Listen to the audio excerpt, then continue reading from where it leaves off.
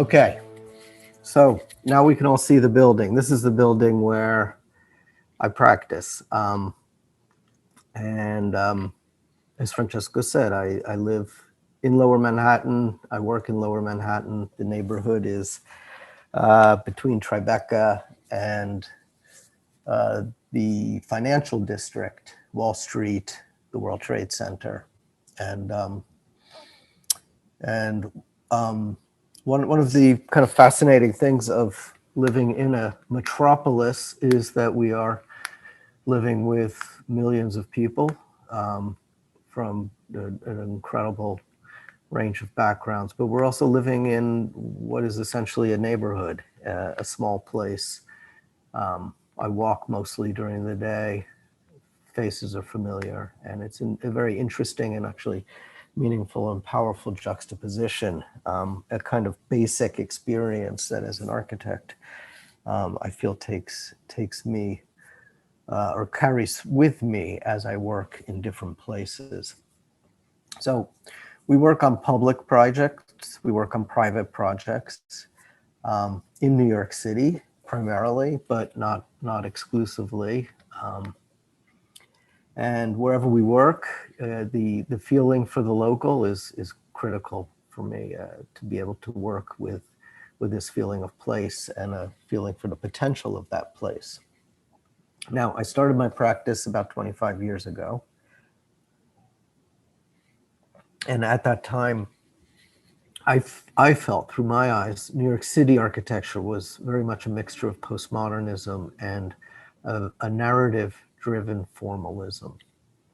And my own experience and interests led me to feel these to be really unnatural ways of working. Not to say wrong, but certainly from a personal level, unnatural and forced. And I found that my interests were very much in what I would call ordinary, and also within abstraction.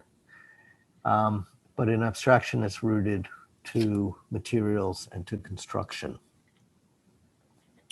So I started working with an intention of sticking with the elemental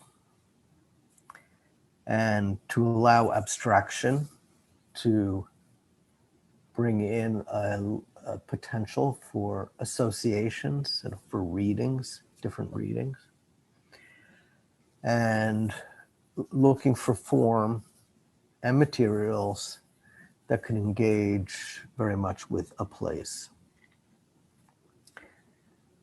And in the process of practice, these ideas start to coalesce, and you find ideas recurring, and this idea of each site really being the instigator, the prompt for the architectural response is something that's become increasingly focused for me. This is a boathouse on the coast of Maine. It's a small building for boats, and I just share it because it's a particularly salient example, visual example. This is a house for 3 generations on Long Island. This is the Vatican Chapel that Francesco mentioned. That was for the Biennale in Venice in 2018. And Francesco and Traudy and their team of engineers was remarkably generous in getting this done, and to my surprise, it's still there today. And so I do hope everybody will get to visit one day. So this was really a very brief introduction. I'm going to focus this morning or this evening for you in just showing several projects all in New York City, a way of trying to go a little bit deeper into what we do and why we do it. And I hope that this has some real overlap with some of the critical issues of your studio this semester.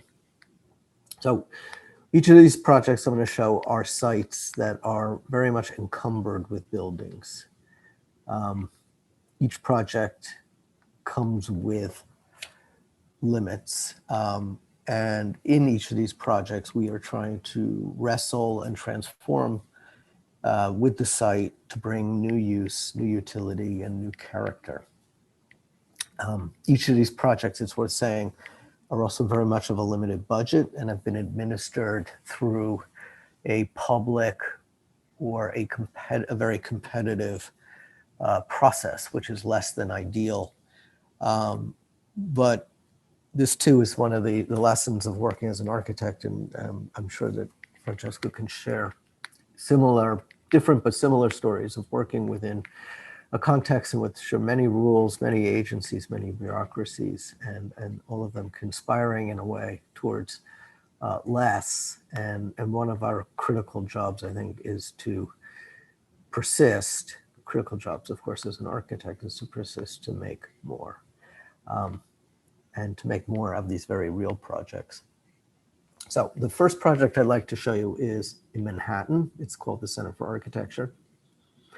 And this was the product of a design competition that I entered when I was about 5 years into practice. And it was an open competition for the new headquarters for the American Institute of Architects. And the American Institute of Architects had purchased a site in Greenwich Village in Lower Manhattan, about 20 minutes from where I work. They purchased a street level site, this site, on the ground floor of an industrial building. And they had previously been in an upper story in an office building. So this was a transition for them into the public realm. They had been really a professional support organization. And with this competition, they were making the transition to being a public and a cultural institution. The space that they purchased was, of course, affordable for them, which meant that it came with a lot of limits. The ground floor had high ceilings, but limited windows. And the 2 lower floors were below grade. So they had no windows, and they were dark, damp, and uninhabitable. And so you can see in this section, the property, 3 floors, ground floors, big potential windows on the street. And then 2/3 of the space was at the time unusable. So for this competition entry, I worked pretty much exclusively in models and montages, and then photographed those. And I wanted to convey through the process of the competition boards this kind of a sense that this was a real proposal, but also one that was open and not yet determined. Because the AIA had never had a venue, because the brief was quite short and not really cultivated or defined, I wanted to show that my design was acknowledging the openness and the unknowns of the project, and that the design ultimately was going to happen after we got the competition or the commission. And so the photographs were to show potential and inevitability rather than a fixed solution. Now, at that time, I remember very clearly being immersed in the work of Gordon Matta Clark. He's an American artist who died very young. He went to Cornell, trained as an architect, but worked in a kind of very site-specific way. And if you don't know his work, I hope you can go look it up, Gordon Matta Clark. But I was very intrigued by his work at the time, and part of why I was intrigued by it was that he had lived and worked right in this neighborhood in which the project existed. And Matta Clark, in his work, acted upon structures. He revealed, and most importantly, he made without adding. And I thought this idea of making without adding was very rich, especially in treating a found building condition. So again, this is the section of the 3 floors that we found. And this is what we were able to do.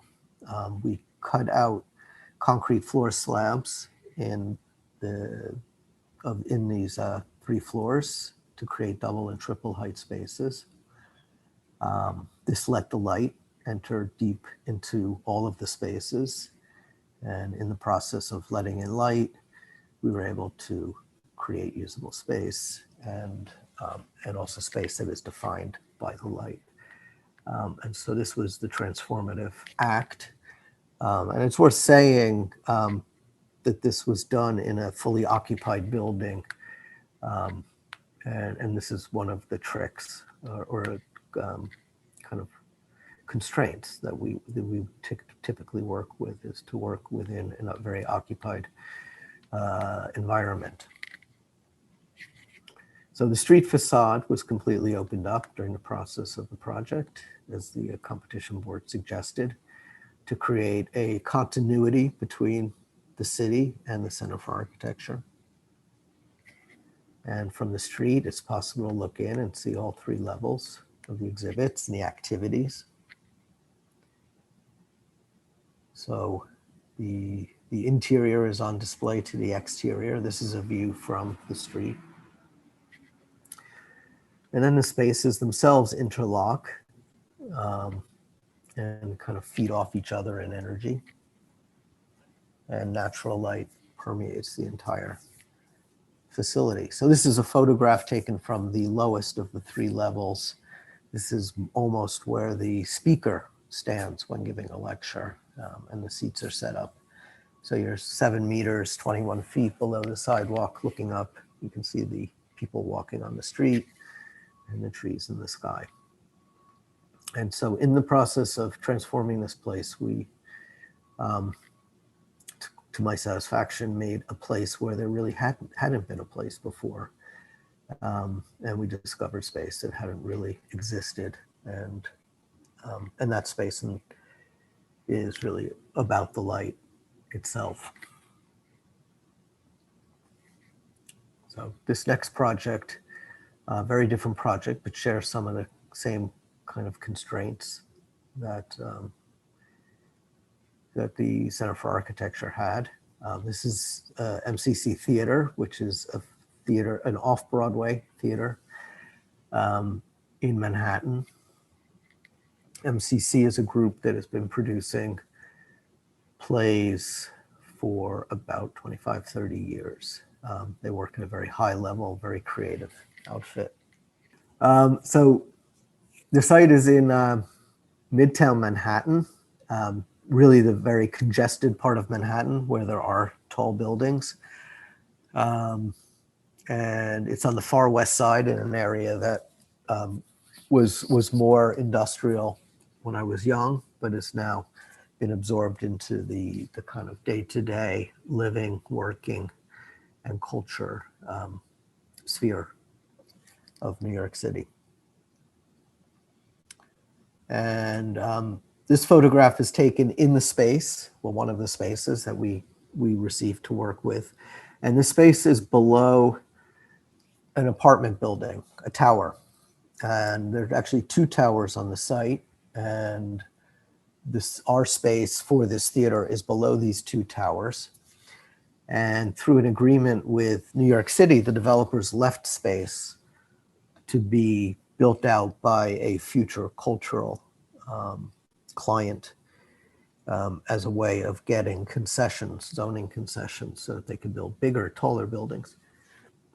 And really, the space was not just left by the developer, it was left by other cultural institutions that gobbled up a good bit of the space before we got there. So we were working with the leftovers of leftover spaces below buildings and all that entailed.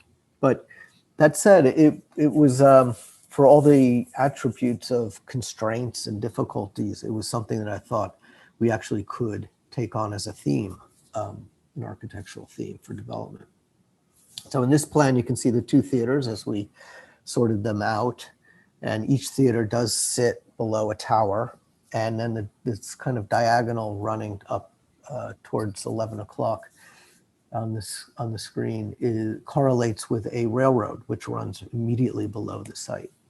So when we got the site, we could hear the toilets flushing from the apartment building above, and we could hear the train running below, the train that runs up through the Northeast towards Canada.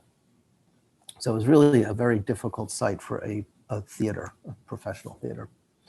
This is the upper level plan. There were 2 levels, and we ultimately built a 3rd level. We sandwiched a 3rd level in to get enough space for the theater company.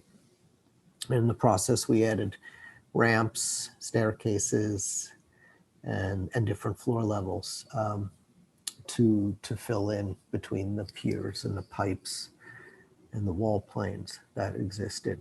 And when I first saw the space, I thought of this kind of residual of structure and infrastructure to be very much a landscape, one that had no definition, but it was a very constructed landscape. And it was something I stuck with to continue to think of this as a landscape as we developed it into an architectural place. And so in this landscape, we left the as-found elements, these concrete piers and beams and pipes, to all be part of the resultant architecture.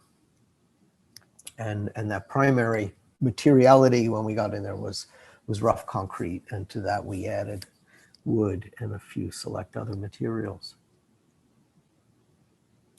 And then this is a photograph of the main stage theater, taken from some of the theatrical rigging that we installed. And inside this theater, one is very aware of being inside a raw concrete volume, a cube almost.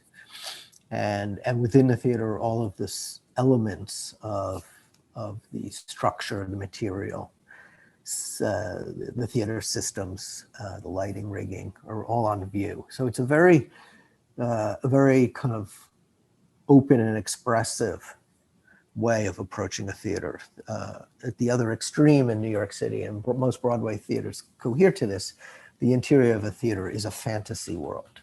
It's decked out to look like some type of fantasy, and the makings of the theater, the techne, if you will, are all concealed. And in this place, I wanted everything to be visible. So as you walk in, you understand theater is being made and you are in that environment. We also, of course, wanted it to be intimate and warm and very immediate. And so working with the scale and the geometry was very important to accomplish that. And at the same time, have a sense of the concrete volume that we were within.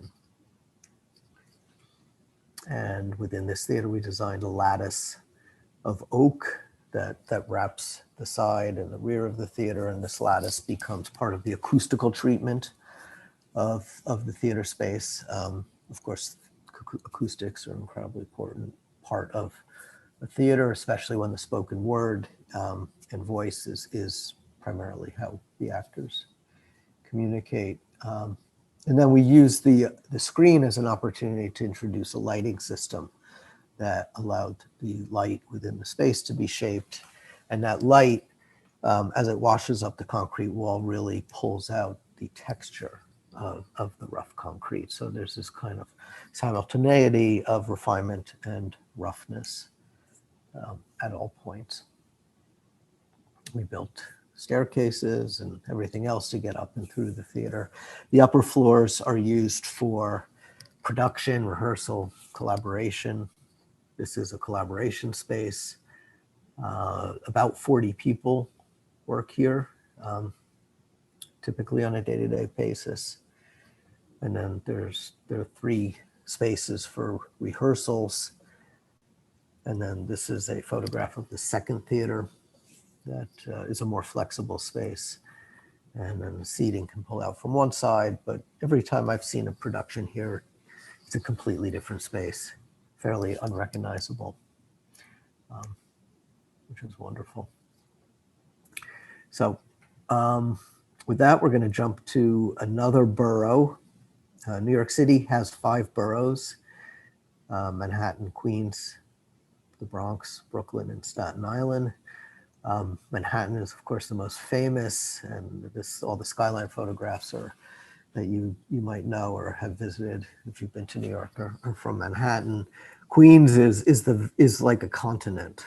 It's our continent. It's where everybody lives and everything is happening. And Queens is just a big wonderful mess. And it's also full of culture, though not in the iconic way that New York City or Manhattan, I'm sorry, is. So the dot on the upper right is out in Queens. In this particular area is called Long Island City.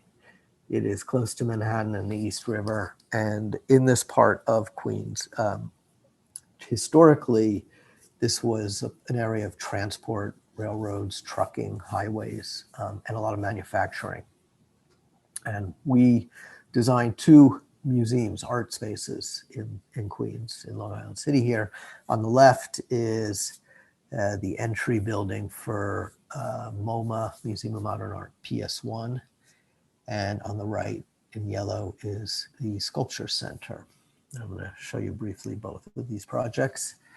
This is a photograph from the walk between Sculpture Center and PS1. And another photograph from that area, so that a lot of the infrastructure is right up there above you. It's a loud kind of grinding landscape. It's kind of wonderful. So PS1 is a contemporary art center. It was established in the 1970s in a very organic, kind of guerrilla way. And at some point, which was actually during our project, PS1 became absorbed by the Museum of Modern Art, MoMA, which is the iconic blue chip art venue of New York City. And for MoMA PS1, we designed an entry building for their campus. And their campus is comprised of a renovated school building and a series of exterior courtyards. The school building was called Public School Number 1, and it was built in 1885 in New York City. We have a very creative way of naming our schools, which is 1 through whatever number you can get up to. This still goes on. But PS number 1 was built in 1885, and it was abandoned after World War II as the population changed and a lot of the manufacturing disappeared from this area. And in 1976, a curator named Alana Heiss moved into the building in a the word I used before was guerrilla sort of way, in a surreptitious way. And she, over time, transformed the building from a series of kind of rogue art spaces and theater and studio spaces for artists into an actual institution. We have been able to design 2 projects for PS1. One is this entrance building, and one was the renovation of their galleries. And I'm just going to show the entrance building this morning. So here on the plan, you can see the building, which is the inverted U shape, and then the rest of the block are a series of exterior courtyards that were designed 30 years ago by an architect named Frederick Fisher, a very good architect who came up through Frank Gehry's office when Frank Gehry before he was quite known. So this architect built these courtyards, and this is a view of the courtyard as we found it. The courtyards were very, something I like very much. They had a lot of atmosphere, but they were also off-putting, they found, to visitors and to use. And so our task was to figure out how to re-enter PS1 and mark the entry, and then kind of set up a logical way of moving through the campus. So the blue is where our project is located, and this drawing shows our project at the bottom of the screen and how it relates to the courtyards, and then the actual edifice across the series of courtyards. So this was the as-found condition when we got there, a series of 15.5-foot high concrete walls. And we designed a series of concrete planes and folded beams that act as roof and canopy that sit within the walls and tie within these walls, and then a series of doors out of glass and steel. And then these elements come together, and these separate elements were meant to kind of cohere into a single whole that seemed to, the way I wanted to think about it, the way I thought about it at the time, was how to transform this place without seeming to do anything. So not wanting to bring in any new materials, but just start to, through a kind of very, very surgical insertion, completely transform a place. This is a photograph of the result, in which we created a public portal out on the avenue that connects to this hidden world beyond. And these are monumental doors of steel tube and glass.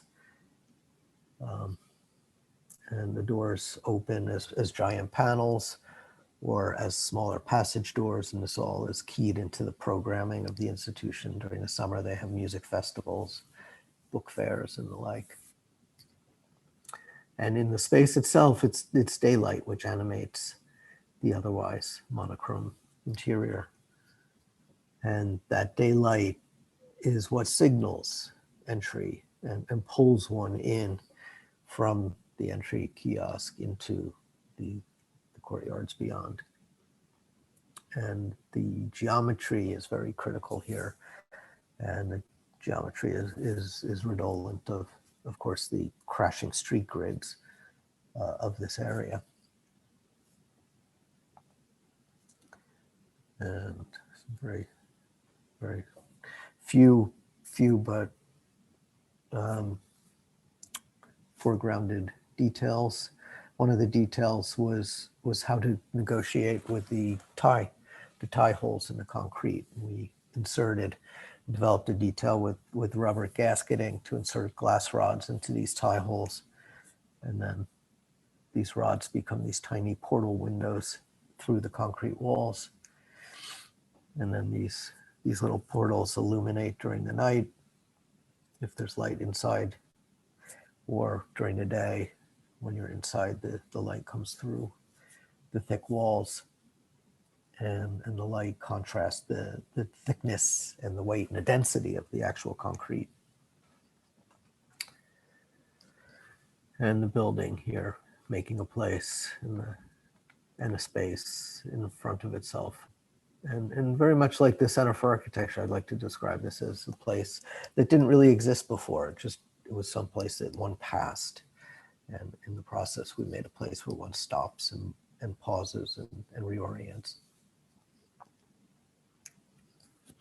So the other cultural institution in this neighborhood of Long Island City is the Sculpture Center, also a renovation project.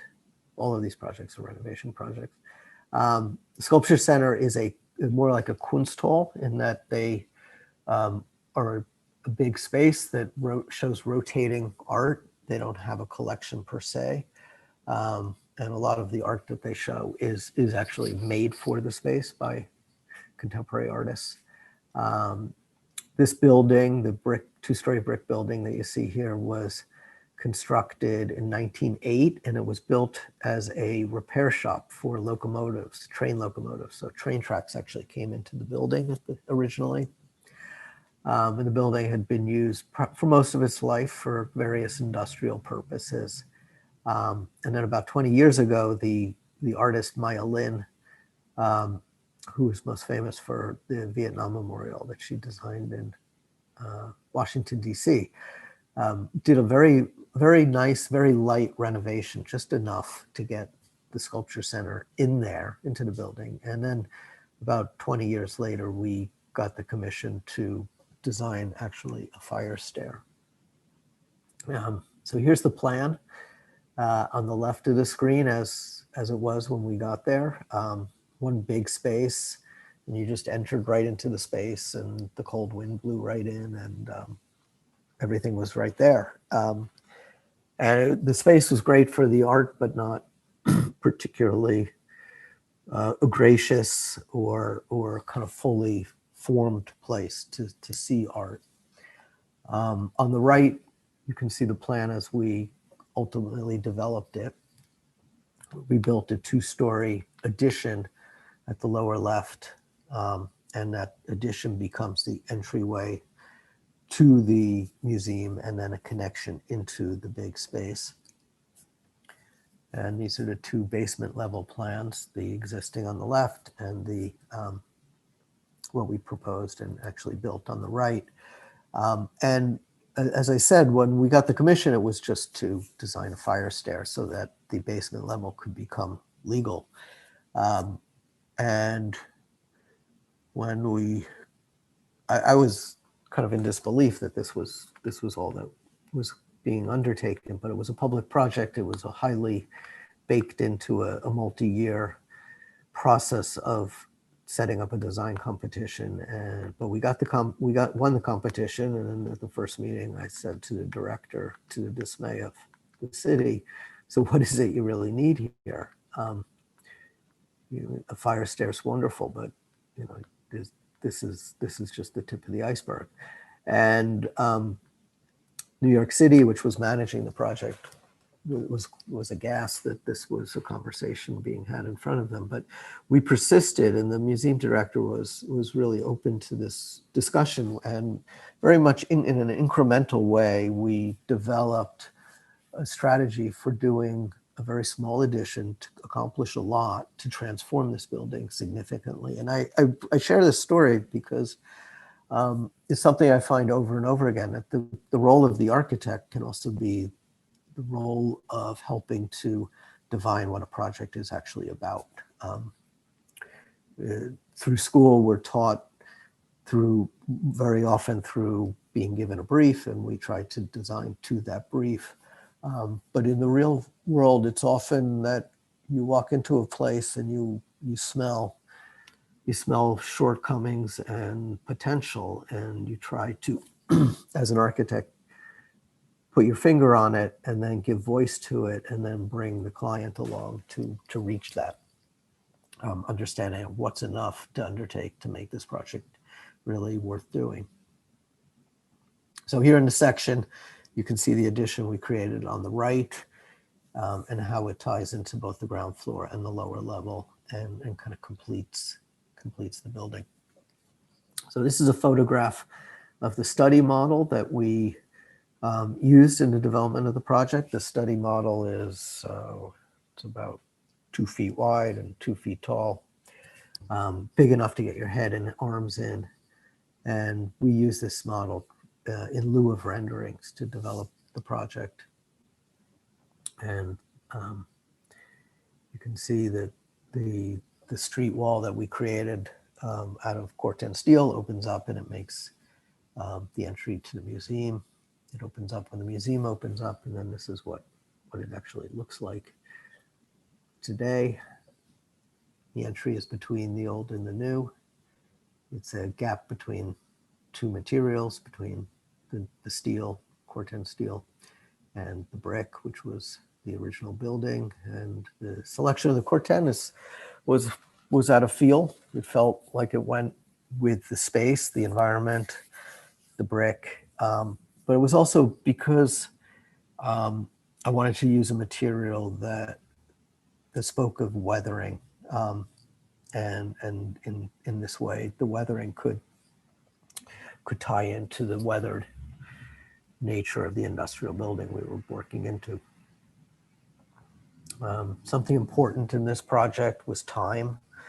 The time of arriving and getting acclimated and revealing was something I wanted to create for the Sculpture Center. This is a view from the entryway. You can glimpse above the wall in the upper right into the old space. In this photograph, you can see the old space on the right and the new space on the left. And then this is looking from the big industrial space back into the new addition. Another view back. in the process of making the big cut in the brick wall, we were able to reveal structure and let the visitor come right up against the structure, which is exciting, at least for me. There's a view of the bookshop, creating a small space to sit and read under a skylight. And much of this project was about revealing the building that was there and its kind of industrial past. It's a kind of archaeology. This is one of the 4 vaulted spaces down in the basement level. And then these spaces are continually reimagined by artists for each installation. And then a view from outside. Again, a wish here to develop something that felt very natural to the place and natural to the context, but also at the same time reinvigorated and reappraised the site for a different new use. So this next project is now in Brooklyn, another borough of Manhattan. This is also for sculpture, but for a artist instead of for a cultural institution. The artist's name is Barry X. Ball. He is a sculptor who works primarily in stone, but also in metal, and occasionally some other materials. And his work it's interesting. It's very complicated, and he tends to work from figures, the human figure, as well as historical sculptures. This neighborhood is called Greenpoint. It was an old industrial neighborhood of New York City, and it still is a manufacturing district, and so it's zoned for manufacturing. And this is a purpose-built studio, very, very carefully addresses the needs of Barry's workflow. But a wonderful part of working on this project with Barry was that we agreed at the beginning that this was also very much a commitment to the regeneration of manufacturing in the neighborhood. So this is a view across the street from the site. This is a very typical view in the neighborhood. And then this is the site that Barry purchased, which is the 4 lots. 3 of the lots were vacant, and 1 lot had this 2-story unheated brick warehouse on it. And this is a plan of the warehouse. In the early design, we studied what it was to use the warehouse and what it would be to actually not use the warehouse, to get rid of it. The building was very lightly built, and in the cold light of economics, getting rid of the warehouse would have made a certain sense.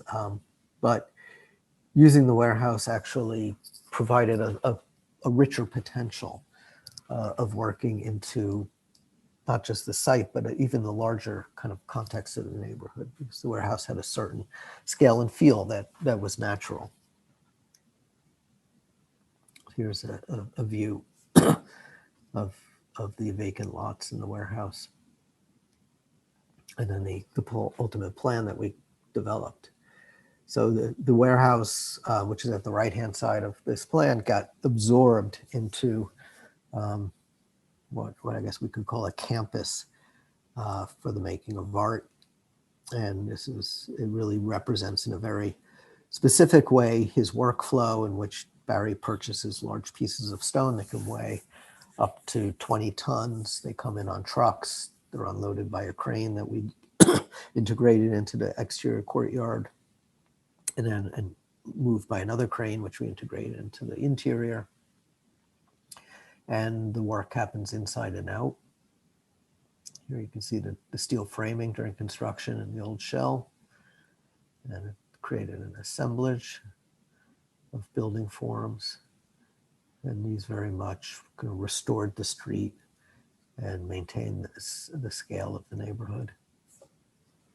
So here you can see the finished building. This design strategy, I guess we could call it additive, in that there was something and we added more pieces to it. And these pieces come together to make a whole. And this whole, I feel, has a certain feel of the way the neighborhood comes together and makes a whole in a kind of collaged manner. And the entire street front that we created is this fence, and this fence is made of a perforated, corrugated steel. So one can look through this perforated wall and see into the stone yard. So you're looking at stone here, and then you're ultimately looking beyond, and you can look into the fabrication hall of the studio. And I'm not going to go into too much depth here, but the interior is a combination of very clean spaces and what we could call dirty spaces. So clean and production spaces, which correlate somewhat to digital and analog. This is part of the digital studio, in which people are scanned, artwork is scanned and then manipulated. This is a view inside the renovated warehouse, where we cut in new skylights to let the light in. It's another opening we cut into the warehouse to create a visual connection to the fabrication hall. And then this is a view in the fabrication hall. And this is a very large scale space. It's a 20-ton crane you can see up there. And it's daylit. And the hall opens up to the exterior.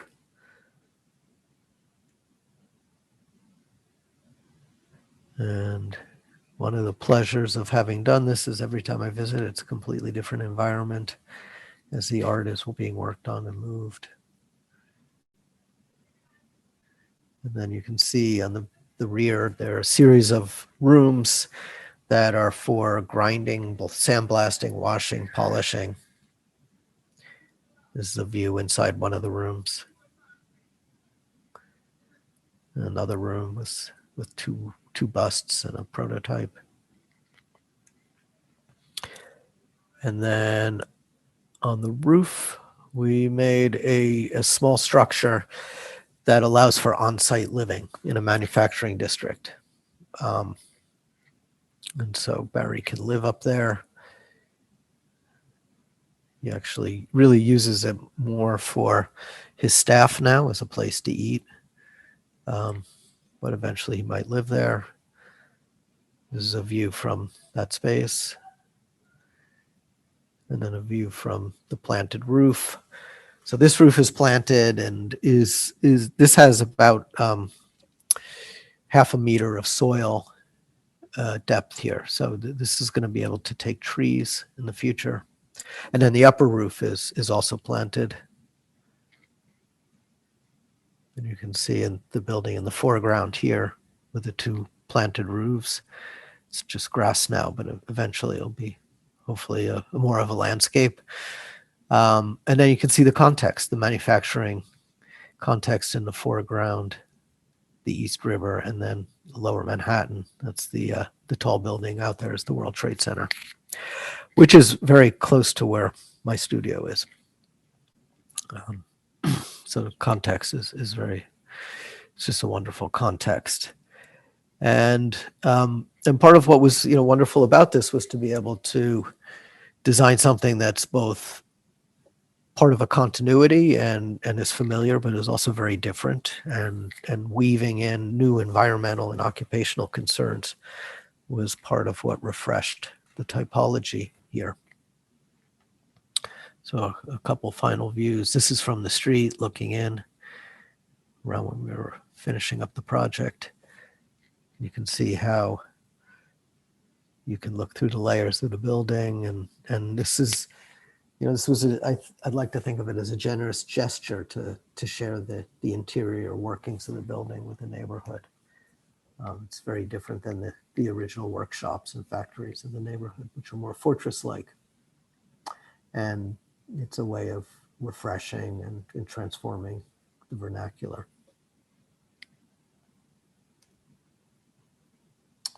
I'm going to show you two final projects quickly.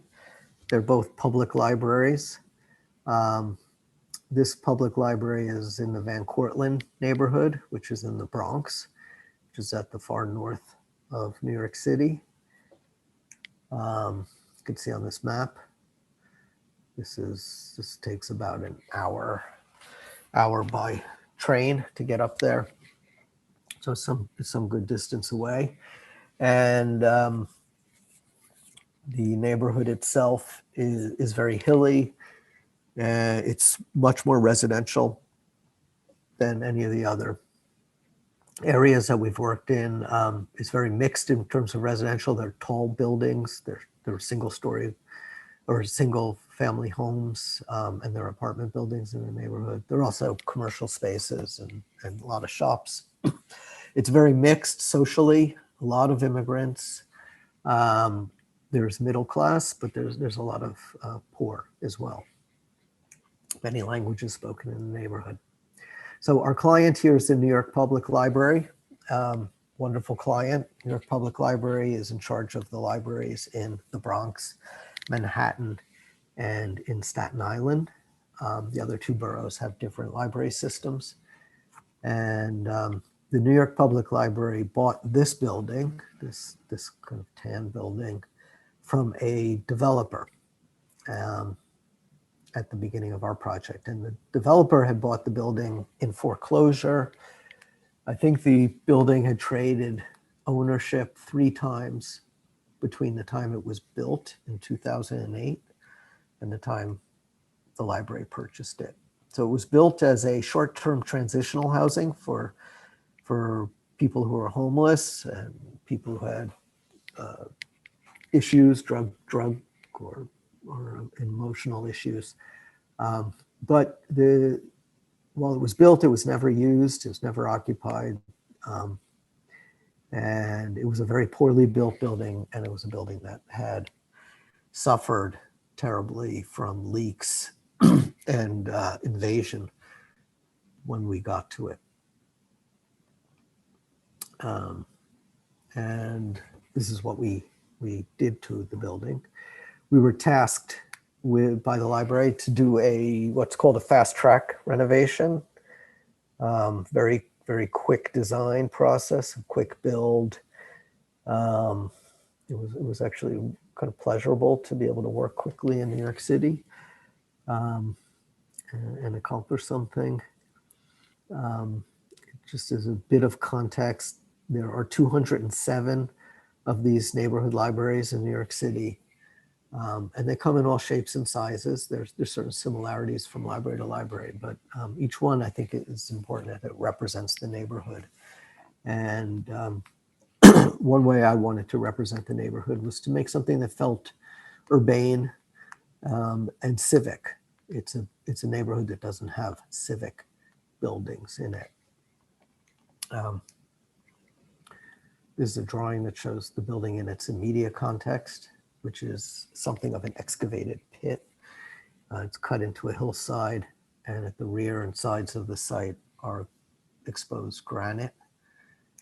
You can see some of the exposed granite here. It's a very kind of awkwardly sited building, but this siting and the exposure of the granite gave us something to work with, some feeling of the place, which I hope you'll see later. So here is a plan of the existing building on the left, existing as we found it, series of little suites off of a double loaded corridor, and what we did to it on the right, a series of more publicly scaled spaces that flow one to the other. And then on the second floor on the left, what was there again, single occupant suites, little apartments. And then what we did was we opened up the second floor for children and teens. And then we raised the lower roof to make a more generously scaled space for the reading room downstairs.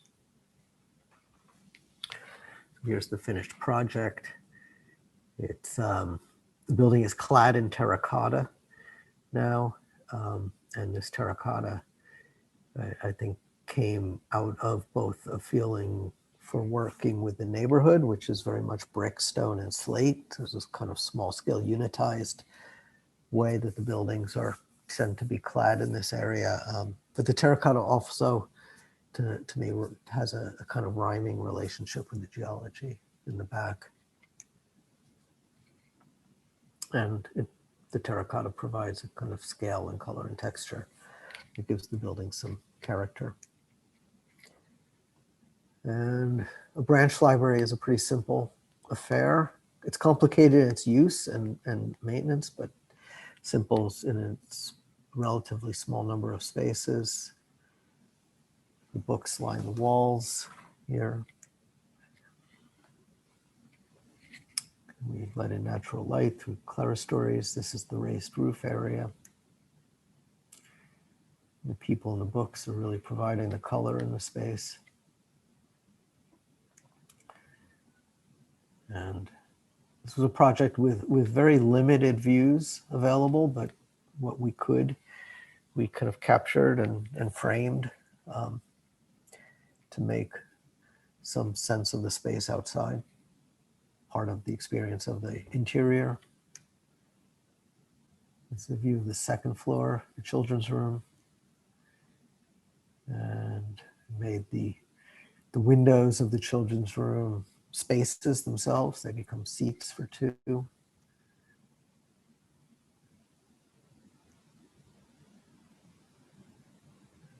The libraries, as I mentioned, it's a very heterogeneous population, people from all over the world. And the final view of the library.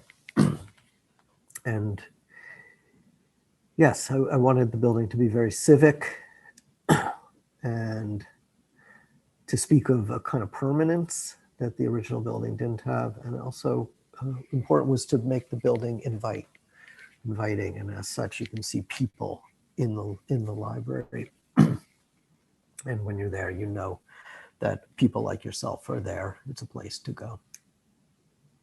So this is a final project I'm going to show quickly. Another public library, a branch library for the New York Public Library, the same client. This is in Staten Island. Staten Island is an island. It's a large island, which is across New York Harbor from Manhattan. So Manhattan is the top of the screen, and then Staten Island's on the lower left. And we went to the job site using a ferry. It's about 20 kilometers to get from Lower Manhattan to the site. And the neighborhood is called Stapleton. This neighborhood was industrial. It used to have a large Navy presence on the waterfront, and a lot of manufacturing, a lot of breweries. All of that's gone now. And what is left is a pretty underserved neighborhood, very underserved neighborhood. There's a mixture of multi-family homes. These are actually the better buildings. They're not well maintained, but the newer buildings are just terrible. And then a lot of the neighborhood are these apartment blocks. These are very low income projects, and the neighborhood feels a bit isolated within the context of New York City. And there's a notable dearth of resources and local opportunity out here. So the library, I thought, was a very important project. It was the only opportunity to show some kind of public largesse out here. This is the site, or adjacent to the site. There's a little Victorian park, and then around the park are these little stores. And then this is the original building on the park. This is a Carnegie library. I think Andrew Carnegie gave money to this Carnegie grant, that also in Australia. In New York City and in America, there are several thousand of these little libraries around the country. And this is one of them. It was built 115 years ago as a single room library, when this area was more of a village than part of New York City as a metropolis. And this is what the building looked like when we got there. And this is what the interior looked like. It was single room, as I said, so it was very crowded. A lot of the windows were covered with plywood. It wasn't really up to the task of servicing the whole neighborhood. So what the library did was it purchased the adjacent lot behind the Carnegie building, and this would allow the renovation in addition to increase the size of the library fourfold. And this is what we proposed. In addition, off the rear of the Carnegie, but the addition is also where the entrance is. So we decommissioned the original entrance of the building and created an on-grade accessible entrance for people with disabilities, wheelchairs, young and old. And a public library here is very much, in one sense, just a big series of open spaces that are kind of carefully choreographed together. There are a lot of concerns about security and observation and ease of maintenance. So it's a complicated series of spaces that have to be resolved without a lot of walls. And again, we work very much in model, and this is one of the working models. And this is a photograph of that same model. I feel much more comfortable with these than renderings. And the ultimate design we arrived at was to create the new building in using prefabricated glue laminated structure, wood structure. And so the new building is a framed element. And the idea for this timber framing came from the original building, which has some wood elements in it. So here you can see the glue laminated wood structure being built. Part of the strategic thinking here was to get the building to be built in a shop outside of New York City where there was a semblance of quality control. This was a publicly administered project, and so the low bidder got the job. There were no qualifications. It was just about money. And as such, it's very hard to maintain quality and control. So this was strategically a way of getting both quality and control. And it was also a way of designing a building with character. The timber, the way the timber interacts with the light. So here's a view of the final project with the restored Carnegie on the right and the new library on the left, a new entry. And the new and the old form a whole, and I think a complementary whole. The new does what the old didn't do, and the old provides something that the new isn't. And the library is now one grand public space under a unifying roof. It's full of natural light. It's meant to be warm and comfortable. And a public library in this kind of neighborhood provides a pretty vast array of services. And many of them are very basic, like access to the internet, access to computers, printers, access to heat, shelter. And it's also a place of, it's a civic space, which is very critical and felt.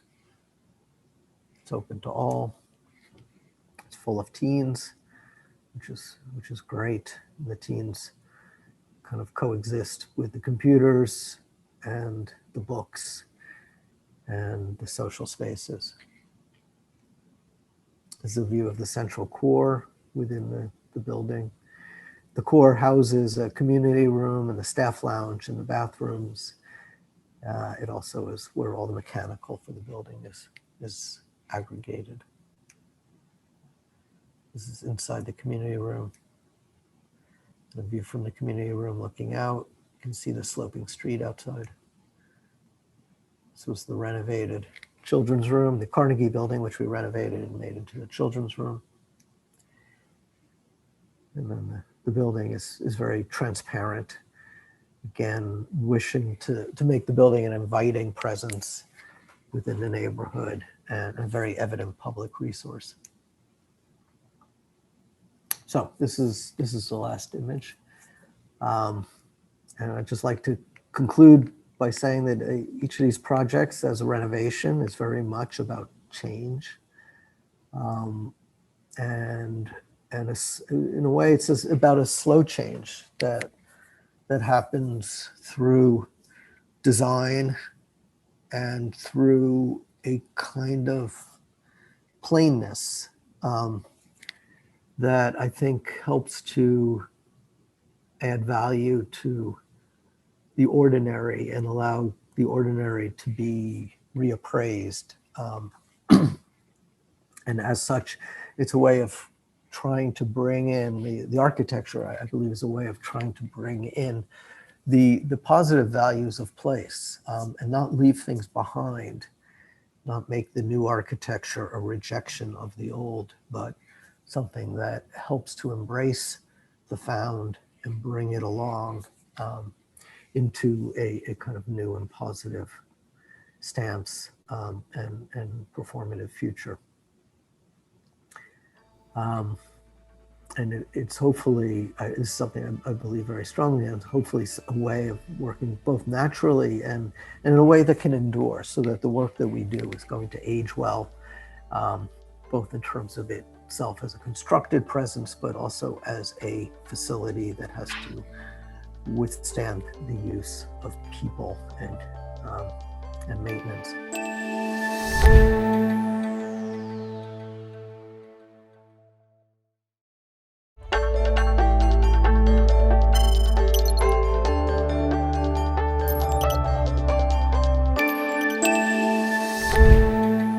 Okay, so we start. We will share with you some projects we did. Our practice start at the end of first decades of the 2000, and the first project we share with you and we show today is just near our studio area, and is the first, in some way, important project that our office did after the winning of a competition. We discussed in the last days the most important aspects of this part of Venice. So I go quickly through this. Also, you have a kind of familiarity with these images that show the original limit di Arsenale of the Arsenale and the placement of the tower as a device, as a machine, as we explained, to complete the construction of the warships and to put the main mast on the warship, opening a new gate just in front of the one of the doors from the lagoon to the sea. So it was a machine in some way, so a very peculiar typology of building. As you can see in the survey plans on the right, the building was divided in three parts. The central one is the taller.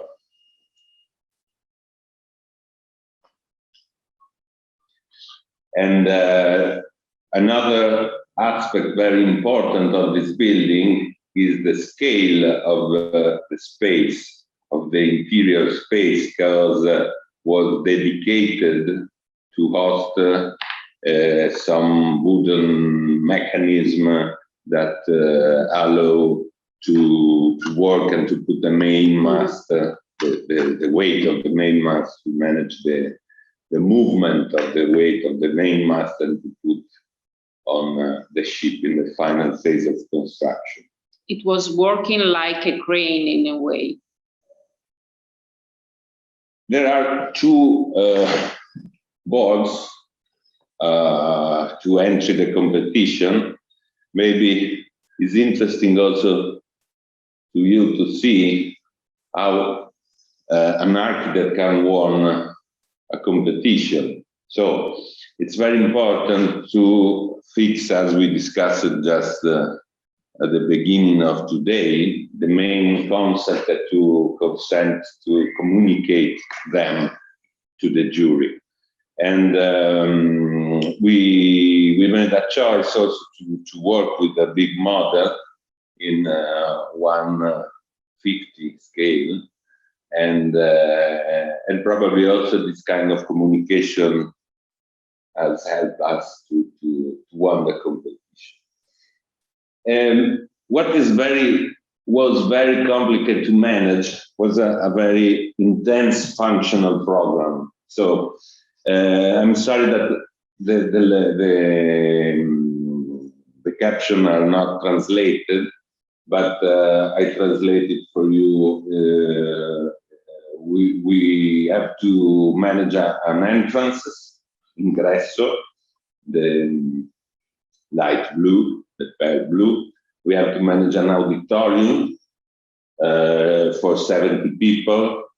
We have to manage an exhibition space, the yellow one. We have to manage offices, and we have to reach the highest part of the tower to realize a kind of belvedere. Probably you know this word is a kind of mirador to look around. And you see the position as we choose in the project. So we decide to put the more complex function to manage the movement of the people at the ground floor, like an auditorium, and to preserve the void inside the tower with an exhibition space. So it's the only level that connected the three parts of the tower. And for us, it was very important to preserve the scale of a machine building. And through this choice, the main concept of the project, of the renovation project, is to realize a kind of vertical path that connects all the function, crossing through the tower and reaching the top of the building.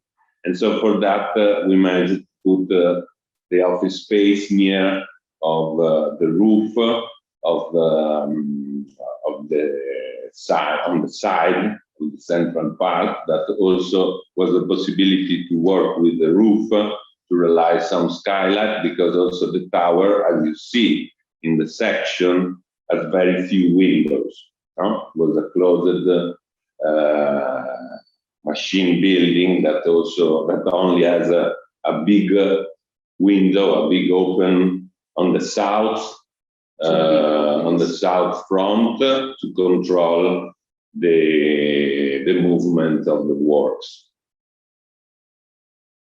This is a section that shows this idea also to find a way to control all the systems, the technologies that a kind of a small auditorium needs. And so this small mezzanine that articulated also the start of the vertical part. The first part was conceived a little bit heavy, made in concrete, and then from the exhibition level, the vertical part became something more light with a steel structure and with different way to go up, as we discussed yesterday. You see, we have I don't know if you see. Yes, we had this part with the new steel stair, and it reached a level that connects in transversal the three parts of the tower. And from this level start a slower walkway with a suspended ramp on the void that consent to reach this level where the ancient wooden stair finished, that we keep as a memory, just a memory, well, not to transform it in a safe way to be used, and then to realize on the same footprint of the ancient scale a new connection to the roof and to realize the place where we can look around. The new staircase are a kind of device that let you read the void in different levels. So you can have an experience of this fantastic space that you have inside the crane, and we won the competition because we bring our system permits to bring people that has different way of moving, like people on wheelchairs, till the top, without compromise the space, the inner space, and the wooden staircase, existing wooden staircase. As you see on the right, with some sketches and a detail of the model, this idea to work with ghosts, as we discussed in the last days, the tower had a very damaged roof. It was impossible to conserve, to preserve the original elements. And so we did this choice to work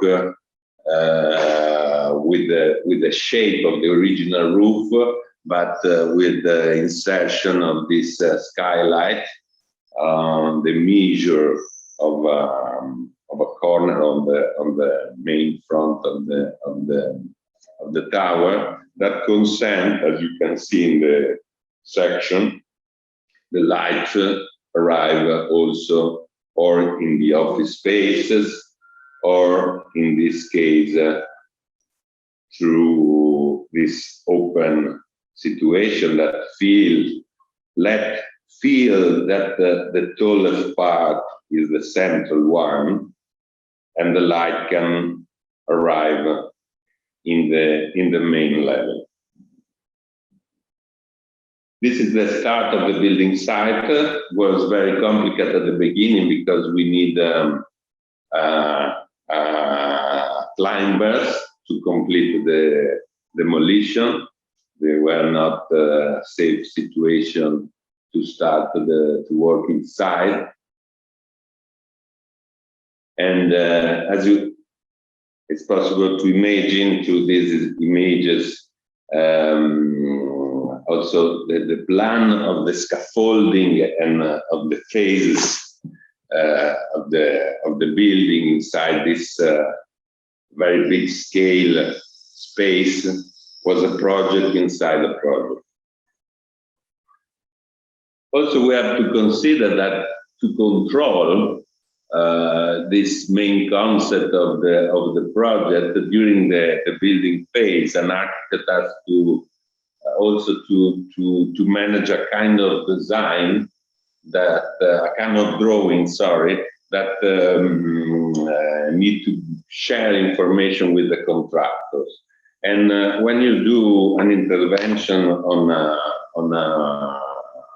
an existing building, in some situation it's impossible to have a perfect survey, even if the technology now help us a lot with the 3D scan, with the cloud of points and this kind of situation, but this kind of device. But we have also to manage and to control during the building phase what is very important to reach the space, the special situation we had imagined.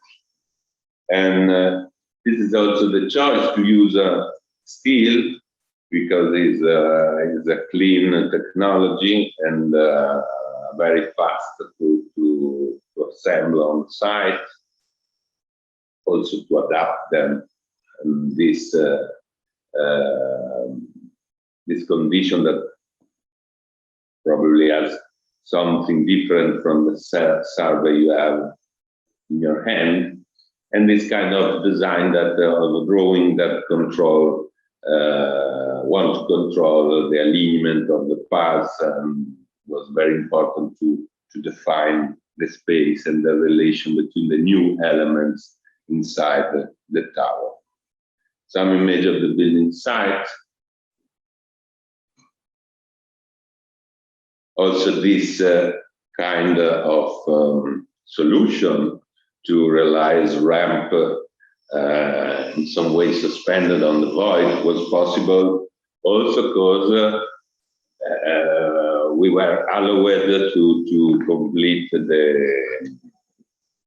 clean the situation on the roof structure that was completely not to be preserved, and to redo a new structure on the top. And for this, with a crane, it was possible to put a steel structure of the ramp, 11 meters, inside the vault. As you can see, the strategy was always to keep the new elements detached from the existing. So they are just punctually hang in the existing, but they are not touching the existing wall. So a quick walk through the building, the main entrance, and as we discussed in the last days, in the origin was an open space, and we preserved also this ancient condition to have a stone floor that is also a symbol of this public character of this space, even if now obviously is closed for climate control. And this is the reception space. This is the small auditorium for 70 people. We realize a wooden black shape that hide all the systems, and also realize the place where the speakers is supposed to be. It's a machine for talk, because the wooden is shaped with these small holes that were studied to amplify the voice of a person that is talking with the special acoustic programs. This is the start of the vertical part that cross all the building. As we said before, the first part is considered in a more heavy way with concrete. We used a particular concrete, not Portland one, but the pozzolanic one is a very ancient cement that the ancient Roman used, but has a peculiarity that resists of the attack of the salty water. So when you realize foundation for this kind of structure in a place like Venice, if you use this kind of concrete, you are a little bit more protected. Has a particular color because it's dark gray, and is a little bit more difficult to manage as the Portland one because it's more dense. They arrive to the exhibition level. The connection between the three parts of the tower. We keep also here this idea to maintain for the central part a floor made by bricks, because also this show the technology of the construction of the tower, of the original, because as you say that at the ground floor we have a vault, and it's made with bricks. And on the two sides we have a wooden structure. We redo the wooden structure with beams and tables, and so we put a new wooden floor on this part. And on the left there is a lift that connects the levels to the start of the ramp path, and also this vertical connection can consent to as a vertical path also of all the systems. As you can see, we preserved the old wooden staircase, and we don't use it because it was not possible to adapt it to the rules to make the safety sides, and so because otherwise you would have changed completely the configuration. So we decided to keep it like a memory of the original function of the building. This is also an image of the relation with these two elements. Also, the new elements bring some lightning to highlight this condition of be detached from the existing walls. It's very important from this level, that is the main level for the exhibition space. You have the length, you can experience the length of the building. In all the other levels, you cannot have this experience because of the building, as you could see in the beginning of the explanation, is divided in three parts. So this is the space in which you have the full experience of the building.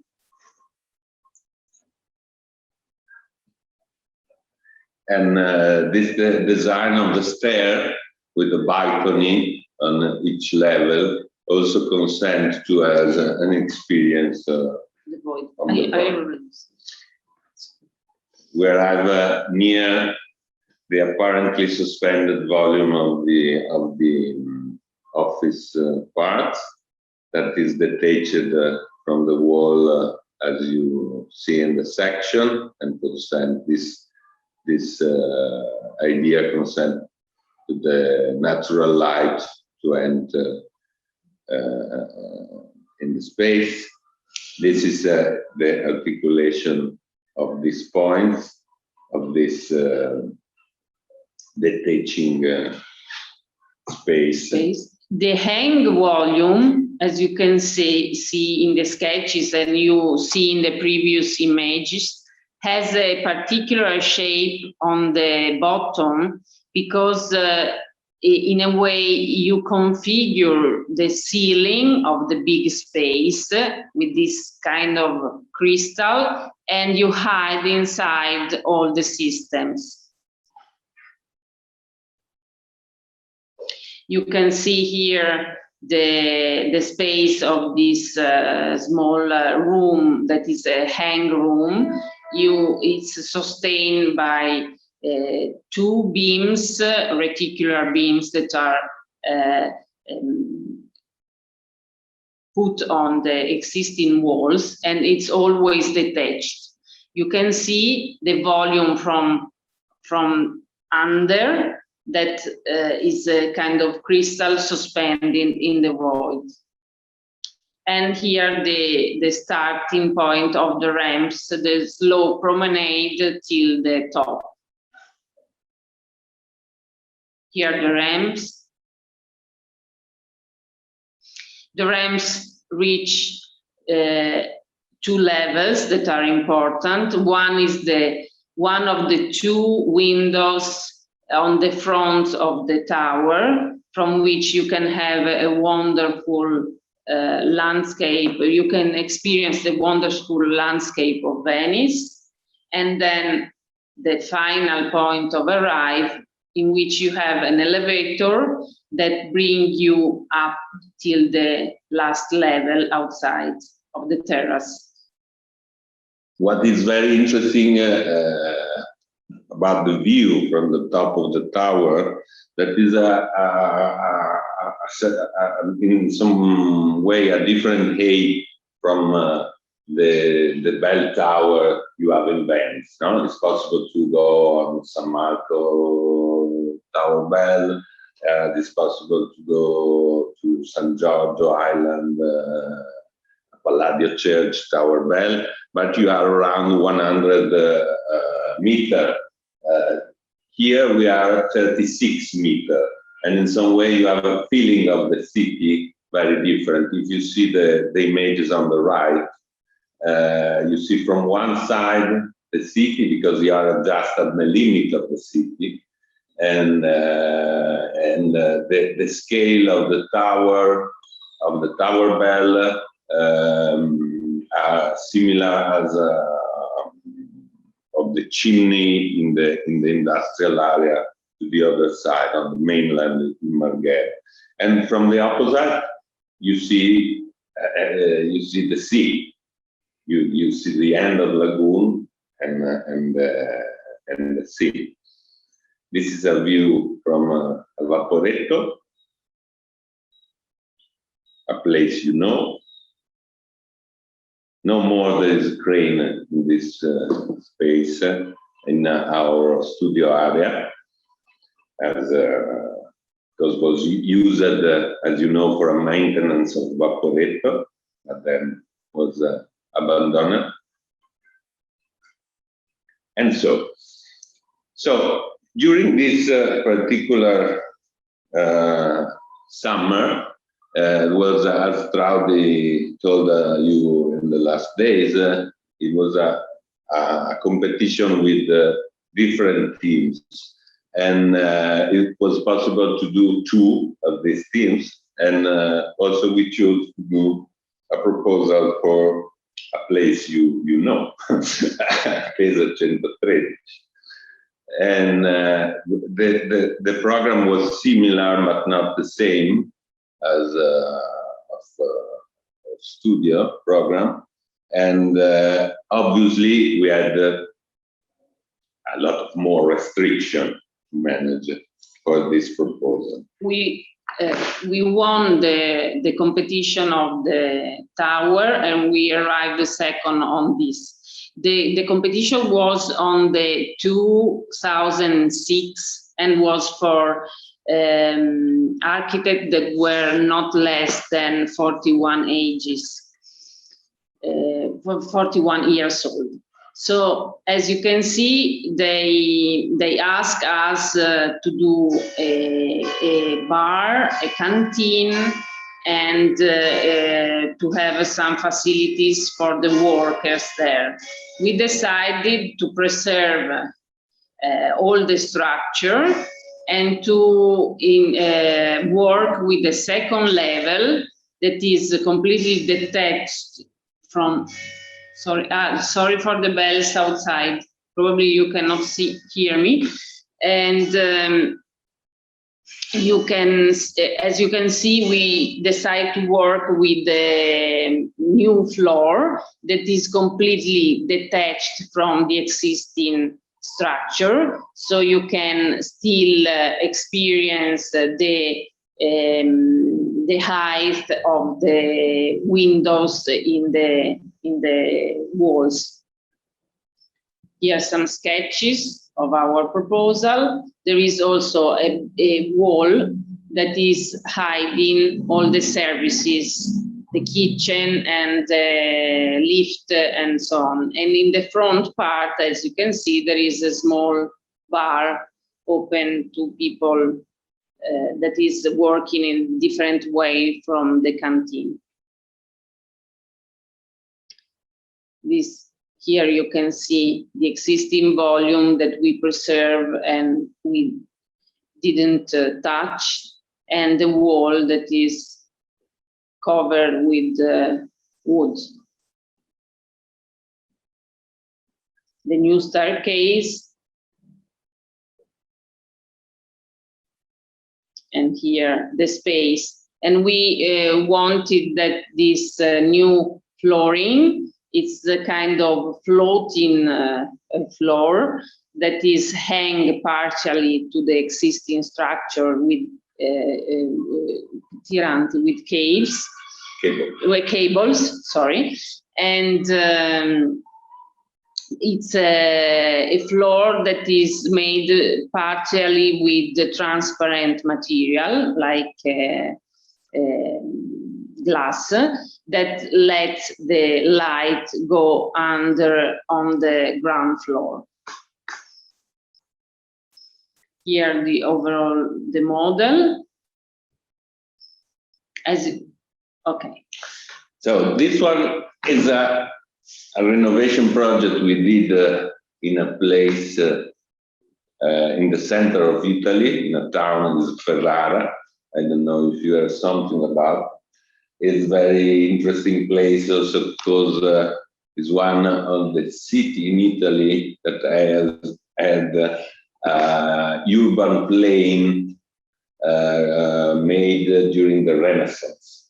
And so you have a structure of the city that involves also ancient structure as castle or other main connections that was completely redesigned during the Renaissance. And there is a road here, a street maybe, is Via Ercole Primo d'Este, that is considered one of the most beautiful street in the world. This is the center of the city.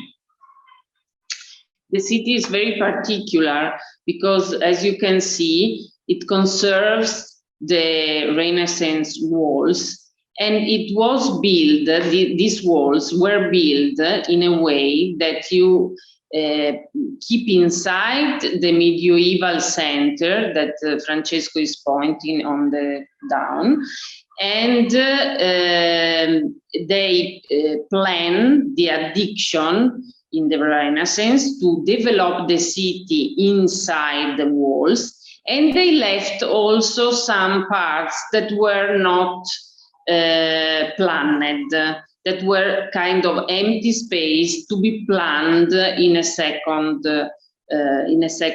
time.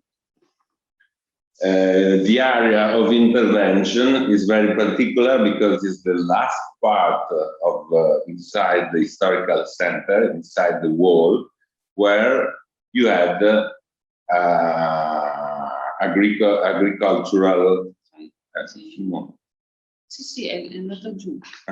agricultural field. Sorry. Yes, this area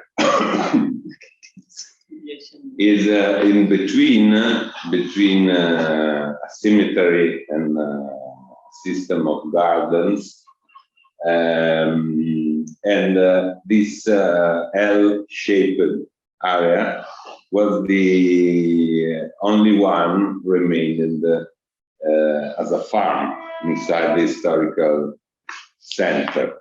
In the choice of the owner was very important because they wanted to keep it and to transform this place in a farmhouse, to host some people, to realize some restaurant, and not to transform, as was possible by the municipality rules, for example, in a residential intervention, building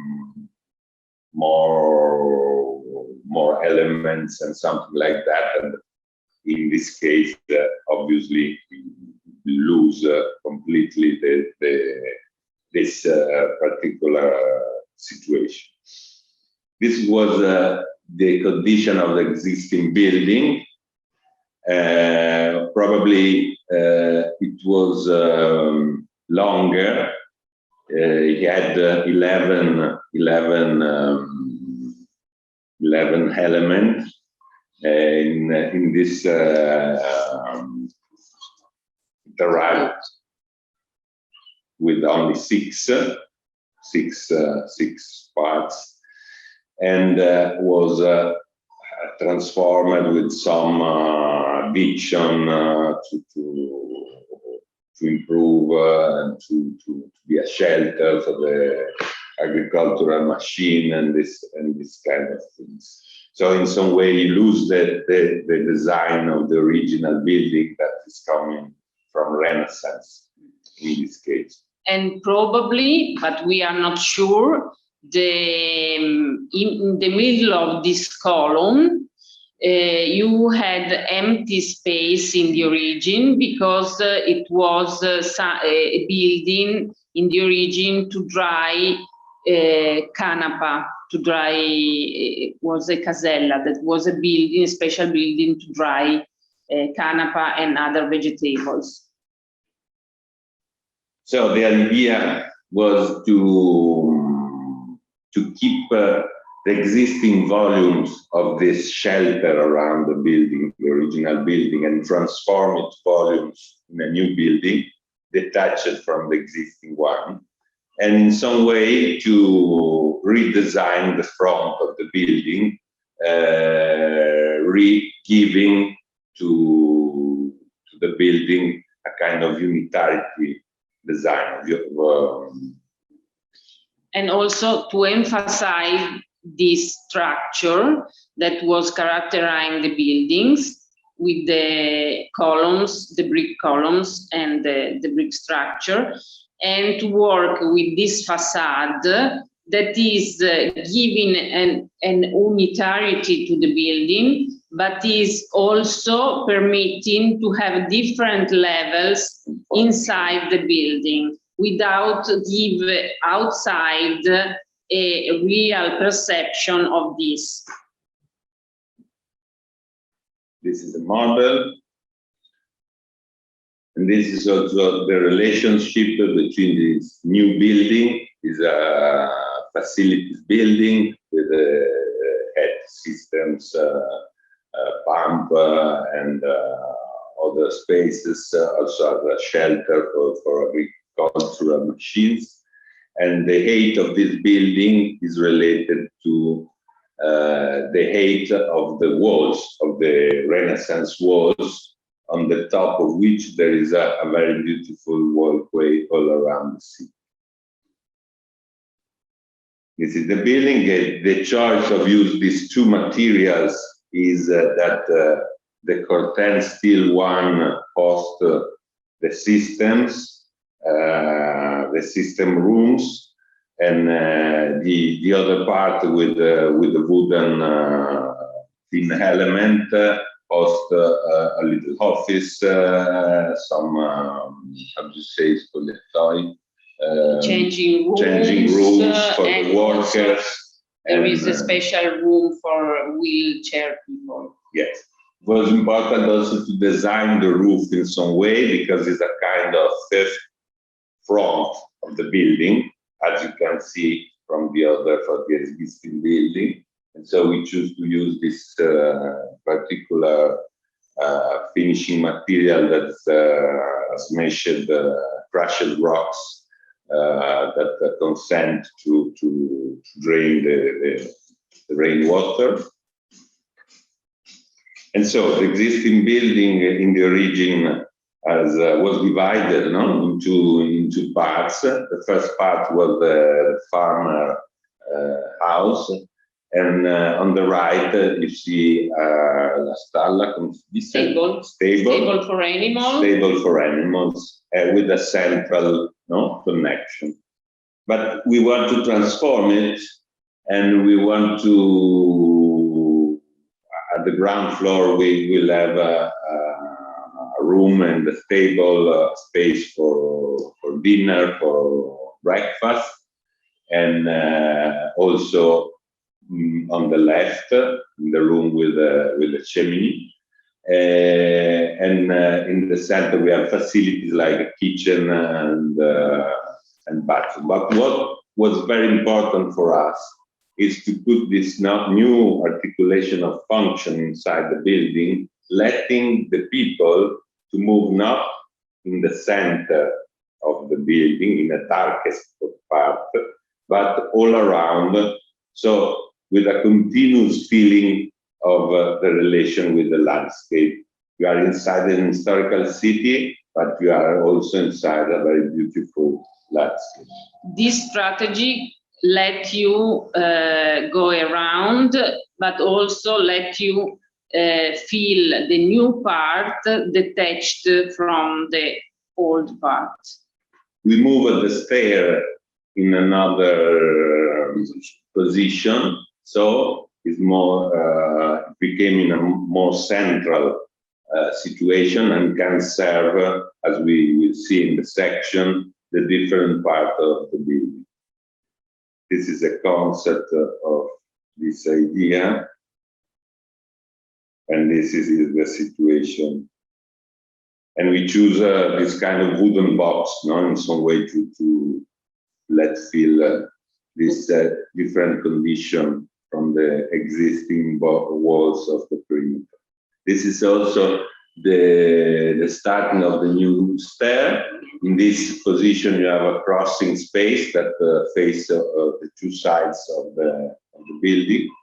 On the back, there is a beautiful wedge, ancient well, sorry.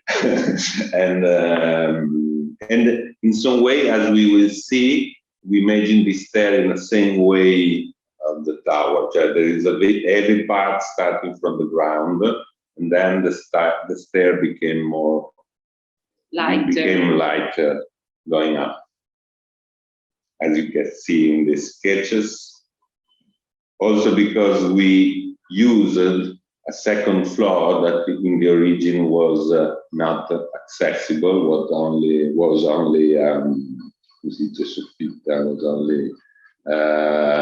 under roof. Storage near the roof, not really accessible. And this is the transition between this part made in concrete and the part made in steel. That is, the steps are suspended with the force of the central structural elements. And this is the design of the facade. As you can imagine, we have to manage the existing levels that was impossible to move, and the device that give the feeling of the unitarity of the building. And for us, for that, as we discussed yesterday, the importance to control measure to reach a particular architectural solution. We work with a figure, in a way, that is combining different solutions and articulating this in an antimetric way. From this section, it's possible to see better what we were saying. So to manage the control of a very different situation, because on the left we have a level with room for the hosts, as was the bedroom area of the farmer house in the region, and also an apartment separated near on the top of the second floor. And we wanted also to preserve this space of double height that was barn, a place, granaio, barn. Where you put the food for animals. I don't know the name in English. To dry the vegetables like corn, barn. It was a barn. Yeah. And this is the situation inside this space of W8, and this device to design the facade that became a kind of painting gallery in some way, in the landscape. That cut the pieces of landscape. And also this device consent to show what happens inside of the building, because close, you open, and it's possible in some way. It's something that is continuous changing, showing what happened, the life inside the building in some way. And there is some automatic system to dark to dark or to make some windows. shadow. The summer is very hot in this part of Italy, even if it's around the center, not really in the south. So the next project is we come back again to Venice. Is on the opposite side of Venice than the Arsenale. Is the place where are arriving the bridge that connect Venice to the mainland, the railway bridge and the bridge for cars and buses. And in the last years, the municipality planned to realize a new new system connection with the tram, with the electricity connection to the mainland, to Mestre, and to Marghera. And at the end of this process, they called us because they say, oh, we don't have a terminal. So wait, they planned all this system. We don't have a place in Venice designed for the arrival of this new system.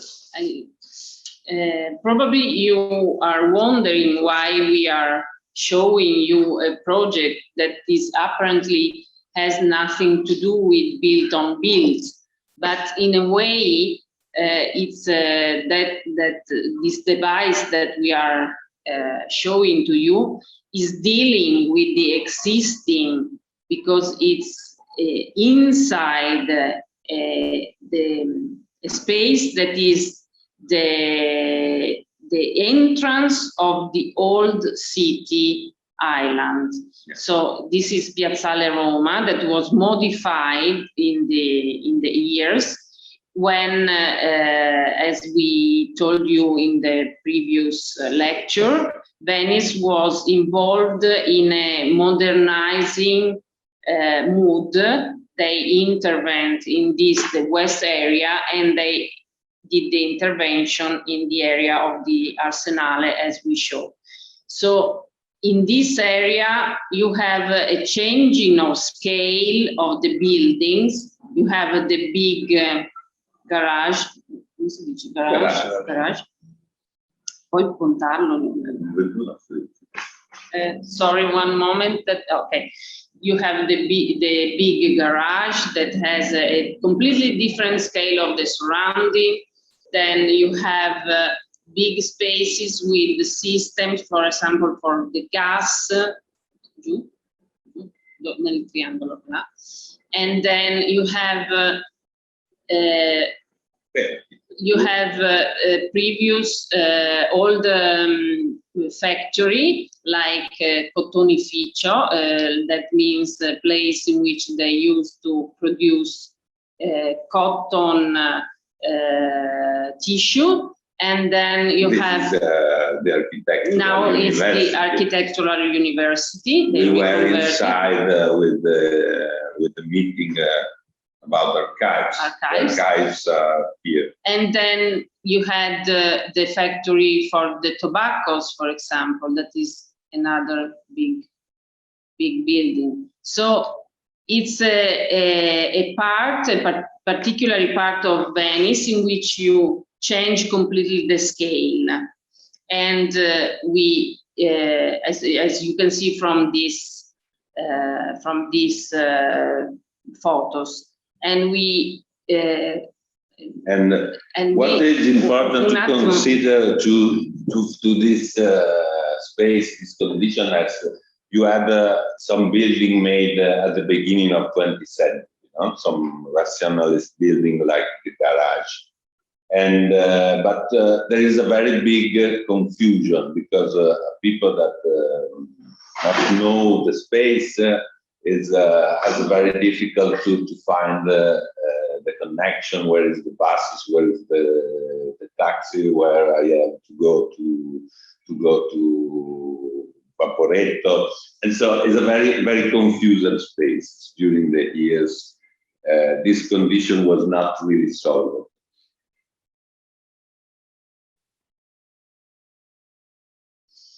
So this is the image that show you where the tram was projected to stop, in the middle of this space. So without any kind of thought about from the administration and from the municipality, they just decide to place it in the middle, and without any kind of project to how to cover the final stop. You can see the intervention finished without any kind of covering, and the starting of our project. So in a way, we decided to start with something that was giving again a measure to this big void that is Piazzale Roma, to try to work with an element that was giving measure and try to order this. Here you can see some sketches. In a way, we worked with some, sorry. This is the final solution of we finally choose, and is related in some way also in with the orientation, with the design of these three lightning elements of the shelter. And also the shelter became a device that bring a whole system or screen with information that usually is a confusion in this kind of landscape, as we know. And also the device bring a particular light also down to define a space in some way. And one of the suggestions from the beginning came from this famous paint of Edward Hopper, Nighthawks, is in Chicago, and the relation of the light of this place of that consent of very alone people to meet each other in a dark city, in a dark urban space. And we would like to imagine that this new shelter consent a similar result. Sorry before I lost my word in English. The element is working also with other suggestions coming from art. The Donald Judd work that is measuring the space with his elements. So we work in this way with the kind of measure. It's a beam that is bringing providing the covering and is standing on just one pillar. It's 36 meters beam that is characterized by these lights that you can see from outside that are giving a proportion to the space. The dimension of the smallest is two times the in between, and the in between is 2 times the third.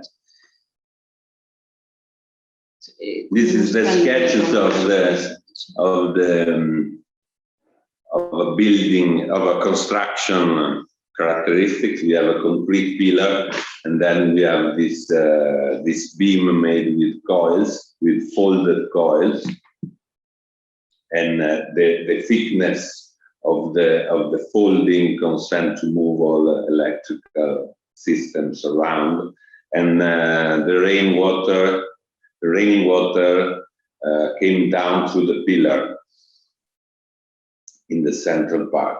This is some building site images. A lot of iron inside the pillar because has to resist a lot of solicitation, wind, wave, and this is the inside up down of the beam with the, and so we realize a kind of reticular structure with the coils. And this is the shelter, was able to give some shadow during the summer, and then to become a place that in some way oriented this place without identity in of the Piazzale Roma Terme. During the night, this is the relation with the tram.